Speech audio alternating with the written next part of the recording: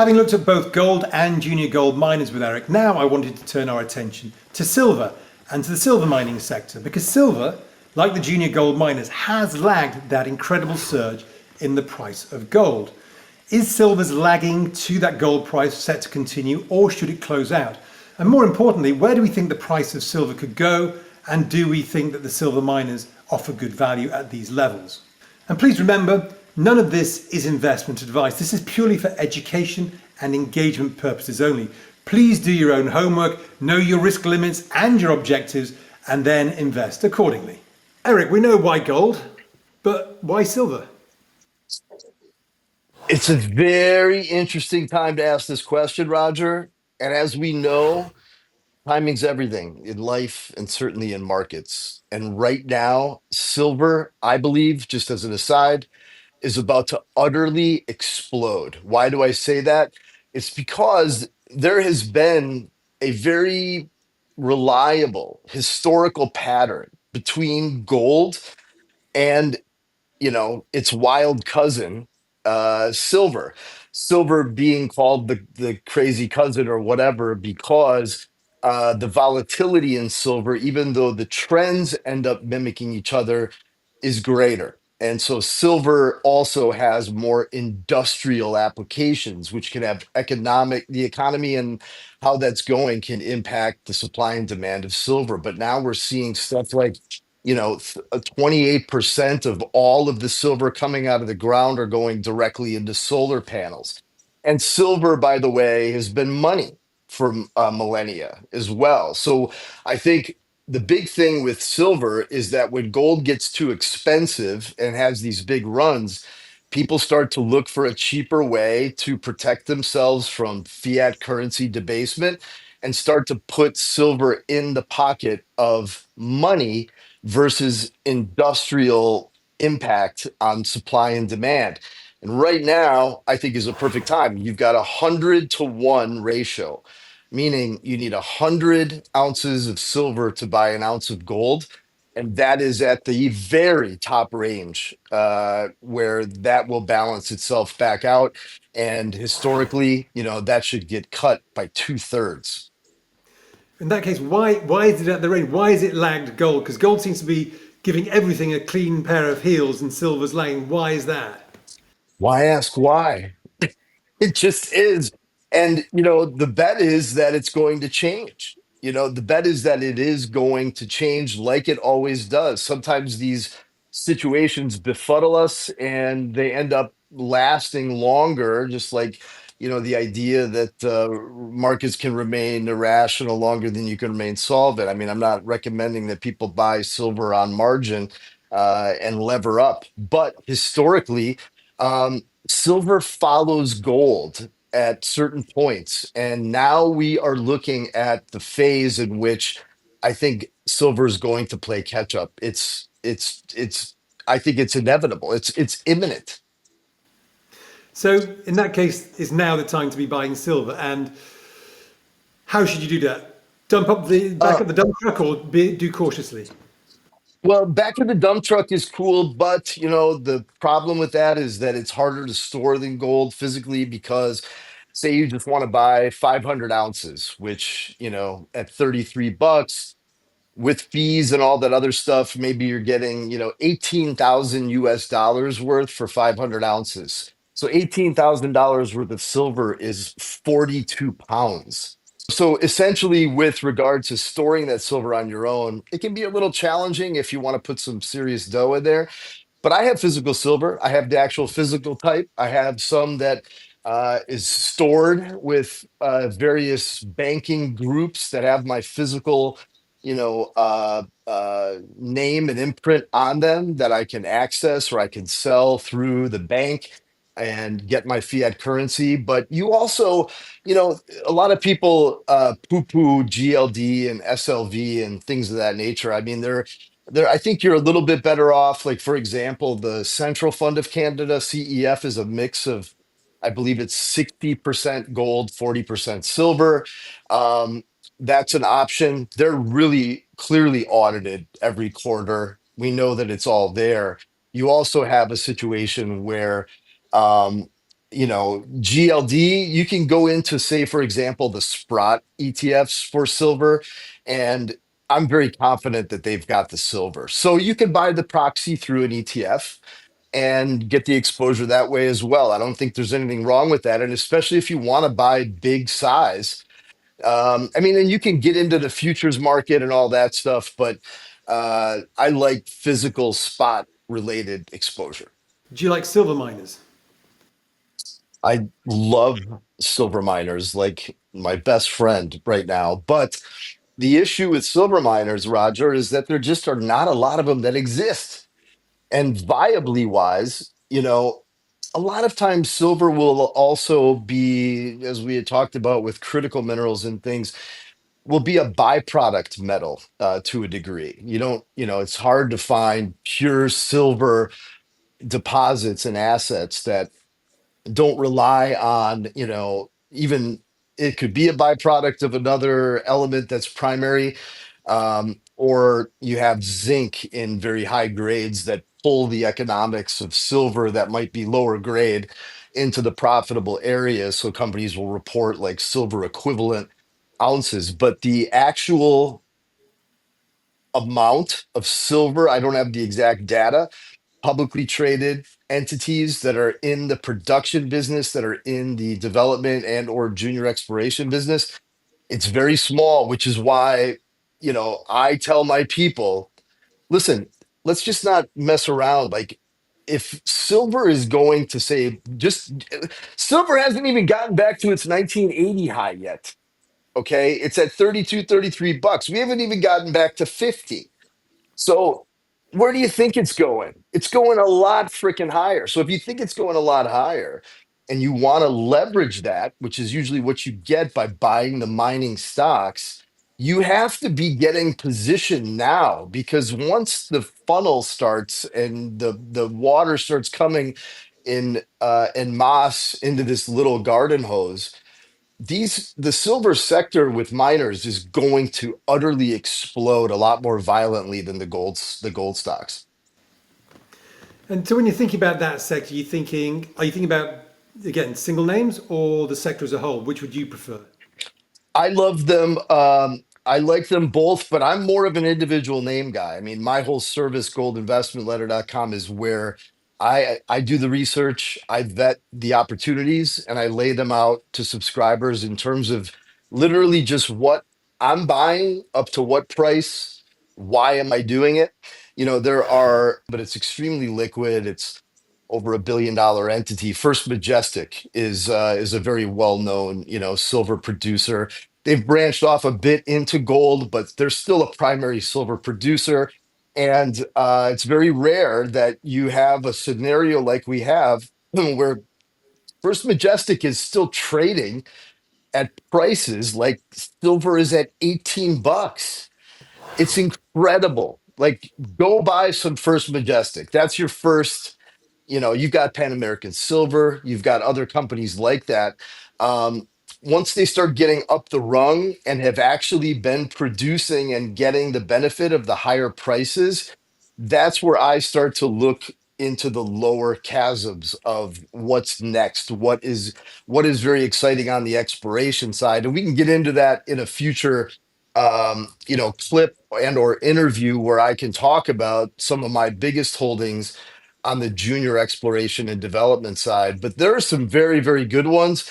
And it's almost like pinch yourself, because these are very cheap right now still, which is why, like, for example, if you want to take a look at, finding some stuff in silver and or gold that hasn't moved yet, that we think are going to be monster winners, like, whether it's through Gold Investment Letter or somewhere else, get online, do your homework, and find some good individual names, because that's where the big, big returns are going to come from if that's what you're hunting.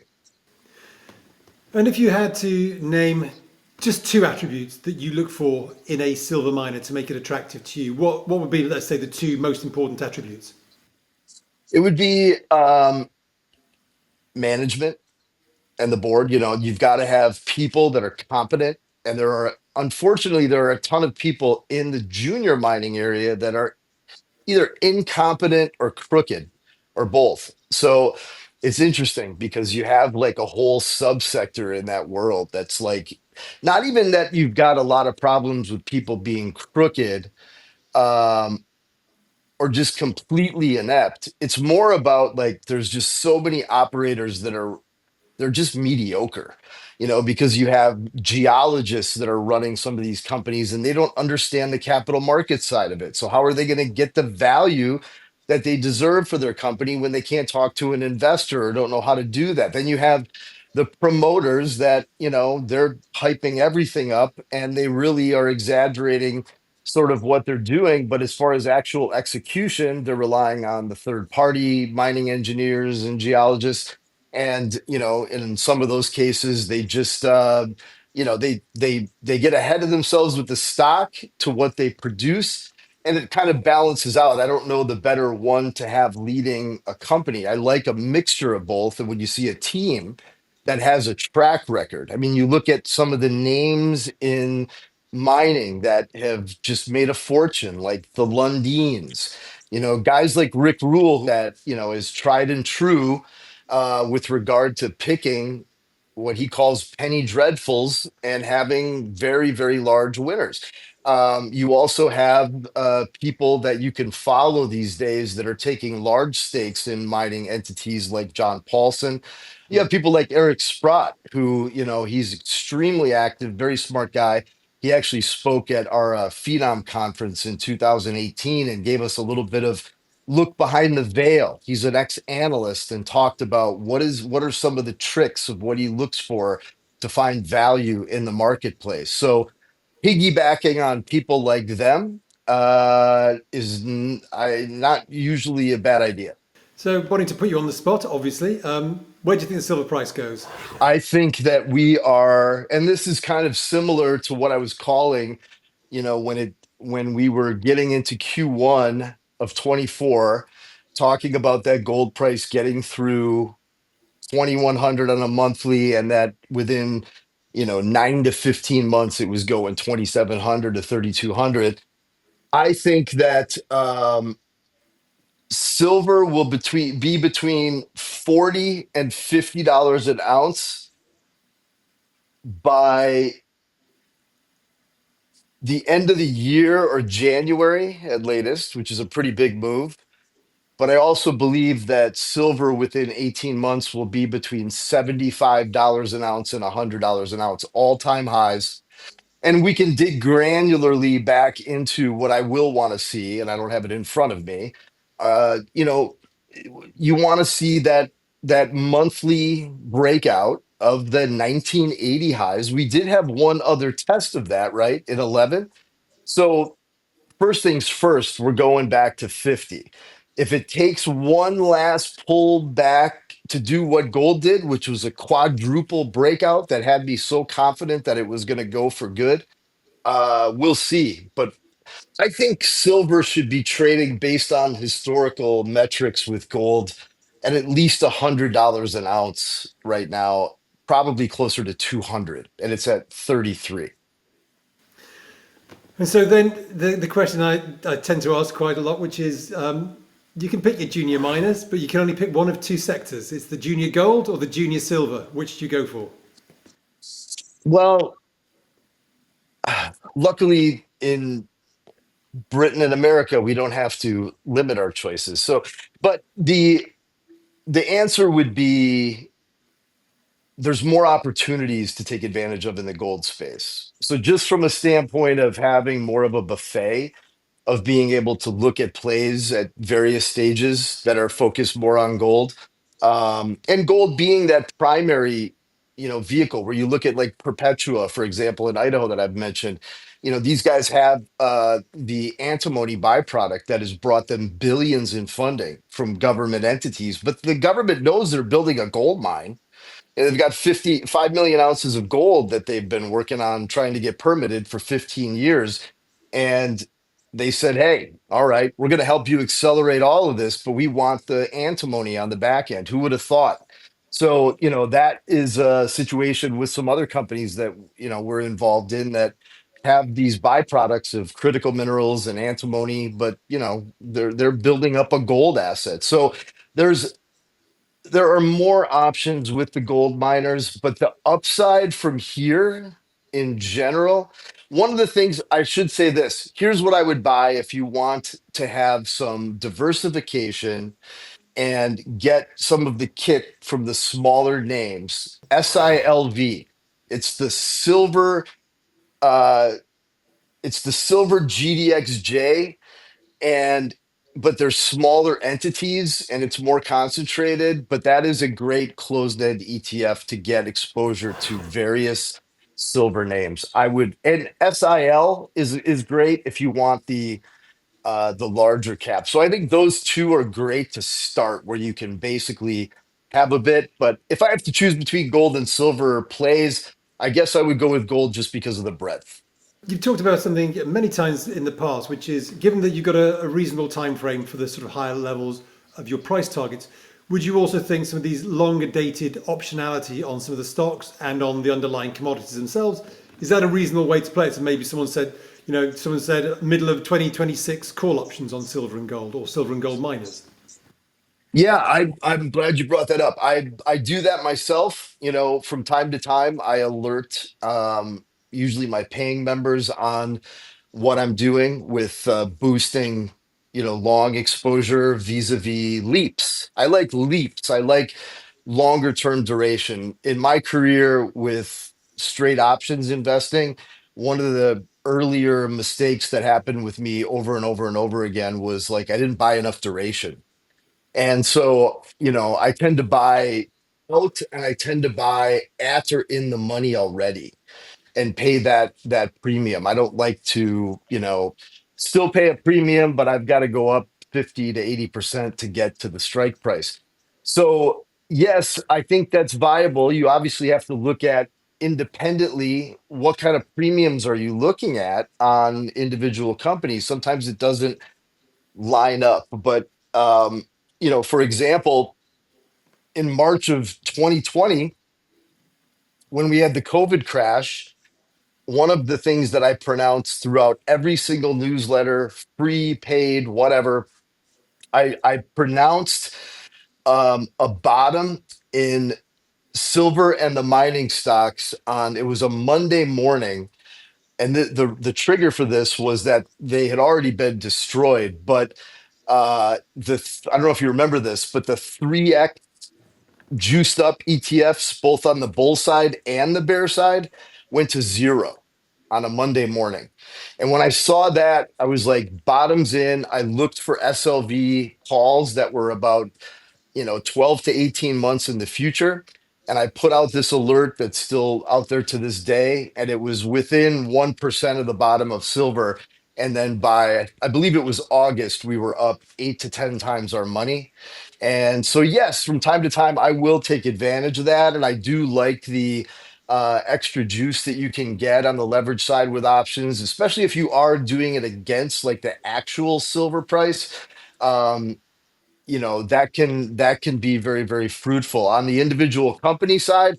Look, I've actually had the last couple of years, I have had a couple of big option positions that I had started buying and had 2 years to get there before they expired, and I lost my shirt. So you got to have the good returns on this stuff to outweigh being early sometimes with those strategies.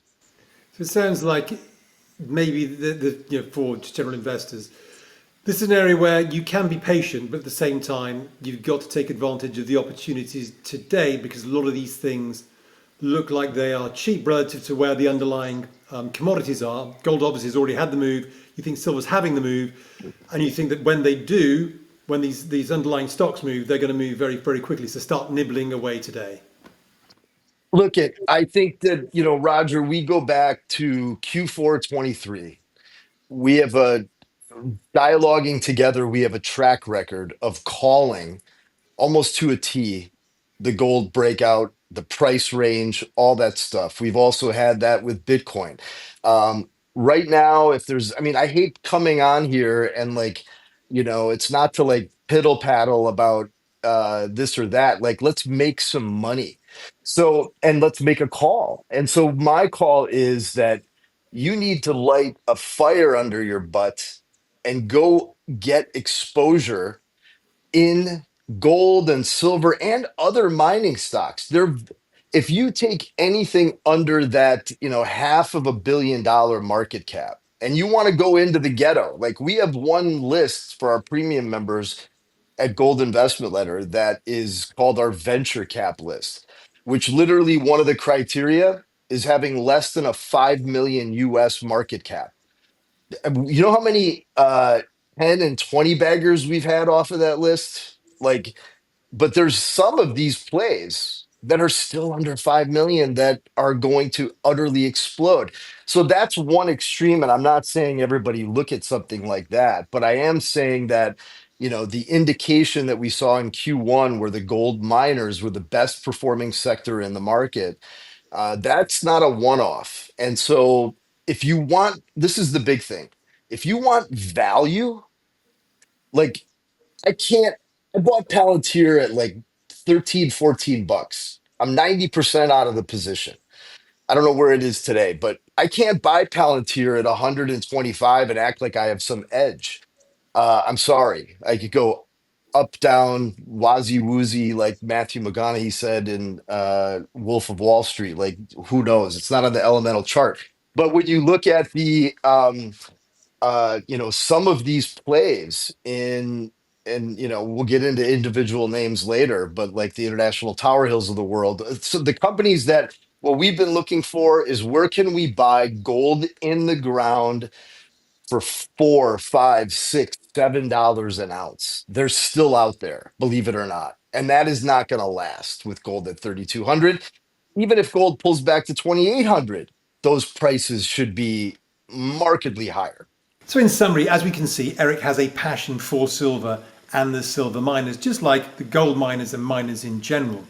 He believes that silver has an incredible opportunity to the upside. There's this big double top going back to 1980 and 2011, around about the $50 level. If that breaks, we could see a surge like we did when gold broke 2,200 and then went to 3,200. In terms of the silver miners, look, these are names which can be liquid and volatile. You have to have your wits about you. You have to do your research. If you want to dip your toe in, maybe the way to do it is through one of those sector ETFs, so across the whole sector itself. And you can have a bit of patience because it might take time to play out. That's why he also looks at that longer dated optionality. Again, if you're going to use options, please do your homework on what they are and how they operate. And if you want to know more about Eric's views on the silver miners, silver and gold as well, please go to www.goldinvestmentletter.com.